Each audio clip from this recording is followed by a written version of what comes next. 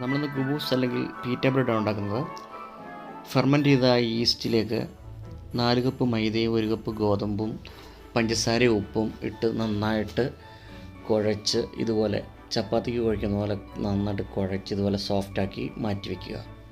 അതിലേക്ക് കുറച്ച് എണ്ണ തടവി ഫോയിൽ പേപ്പറോ നനഞ്ഞ തുണിയോ ഇട്ട് നന്നായിട്ട് മൂടി 1 മണിക്കൂർ മാറ്റി വയ്ക്കുക.